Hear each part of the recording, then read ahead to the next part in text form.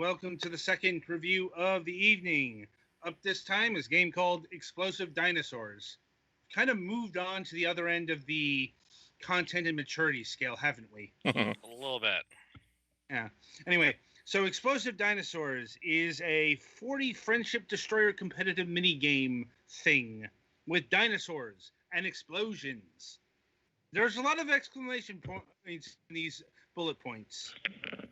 Like, the main objective of this game is to destroy friendships with pure competition. We shall not be liable if you end up having fun. Up to 4 players in just one TV. Only buying the game once. I'm like, and we got the Switch version of this, which means it's over to the Galax to see if any friendships got ruined over explosive dinosaurs. No, but that's because we stopped playing relatively quickly. So this game does have a party mode, which unlocks all of the mini games, and you just play them randomly, like a number of them for a number of times. I was only able to play with one other person because everybody else was too smart. It probably would have been slightly more fun with 3 or 4 players. If there's an option for a PC player, I don't know where it was. Mm-hmm. Even when I was playing in single player to refresh myself in the mini games, there were surprisingly not a bunch of PC players. So party mode's okay. The quote unquote normal mode, I was gonna say story mode. There's no story. Is just the mini games get broken up into various eras, they call them, and they're named by like the eras of the dinosaurs. So like early Cretaceous, mid Cretaceous, early Jurassic, late Jurassic, presumably or whatever. And they are in approximate increasing order of difficulty, and by winning at enough of them, you can unlock the next era. The mini games are very unforgiving. The controls are sometimes a little bit weird, and if you don't understand the games correctly, which is very easy to not do, it has a practice mode, which is like strongly recommended, like in game, to practice the games. So for this one, Petty Fan, you have to collect your little dudes and have them kill all of the little dudes around the other things before you can capture them, and you collect them with the left face button and claim the cities with the right face button. So the games this one's like a mini RTS thing that again is pretty stupid with only one person. There's literally Flappy Bird with dinosaurs.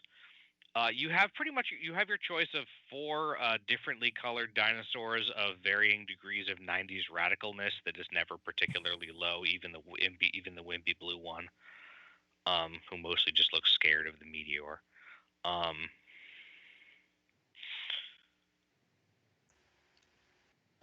There are a couple of games where there are minor problems with the colors because the green one, who seems to be like, her name is Dinah, she's like the main, I think, kind of. There are some games where the background is green, and that like there's a Pong game that if you have 4 people, it's all 4 edges of the screen. And then there's another one where it's sort of like that, except for the middle is shooting balls of different colors. And you have to only let the ones that are your color past you.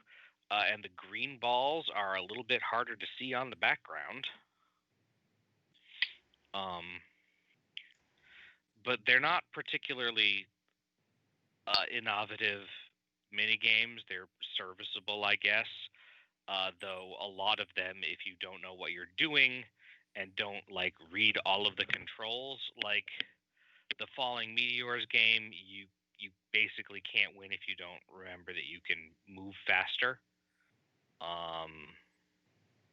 This game, by not knowing how to capture the enemy cities from the beginning, Betty Fan probably didn't have enough time to capture all of them, because you have to get all of them or you fail the game. And it's succeeding at the games that lets you unlock more games in the campaign mode or whatever. Altogether, I mean, it's not bad, but there's not much to it. It's a little bit clunky, and there are probably better minigame collections. I mean, any Mario Party is probably uh, a better minigame collection than this, just by virtue of having more polish and recognizable characters that you care about instead of. And actually, another problem in this game with the colors is that like the neutral cities are background color brown. There are also a couple of different maze games, and some of those are really obnoxious in the versions of like blind mazes. Like either the lights are off, or there are walls that if you hit them, you die, and also the walls are invisible. Like you have like 10 seconds to memorize them, and then they're invisible, and they only show up when you die from hitting them, and then they only show up for like a couple seconds. So like they're like, I'm not going to say they're all like variations on a few themes, because there are a few fairly actually original ones, but they're not amazing. And I'm not going to be on. I'm going to be honest. I don't really remember much about the music, because when I was playing with my friends, we were complaining about the game or talking, you know. And when I was just playing it now, I was also listening to something else. So, do you guys have any questions? Not really.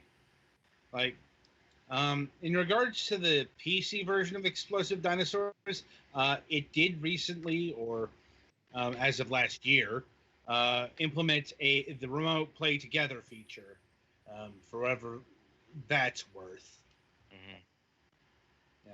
In our estimation, it's not much, because we just have not had good experiences with that.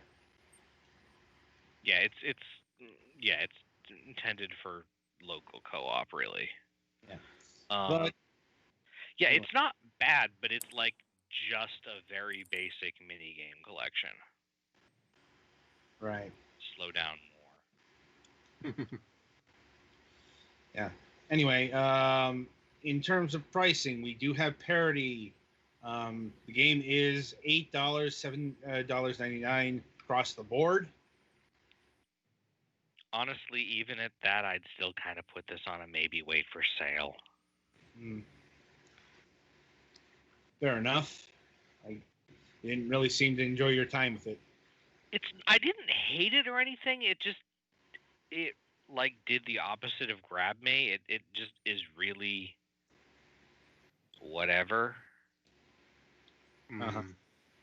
Like it doesn't do as much with the dinosaurs as it, like some of the games are like kind of dinosaur themed, but a lot of them are just like, okay, this really didn't have to be dinosaurs. You know, like there's a level of effort and polish that it doesn't necessarily have. Again, it's totally playable. Just not great. Right. You know? We know. Solid 5, maybe 6 out of 10. I mean, we're pretty intimately familiar with that kind of game. Like if you have actual friends to play with regularly, and you all think you'd be into it, you'd probably get way more out of this than I did having like 1.5 sessions with a friend and then playing a little bit on my own. No, anything else? Not really. I mean, yeah. All right then. That'll about do it for Explosive Dinosaurs here. Be sure to tune in after the break, as Petty Fan will be reviewing a game called A 112th Seed.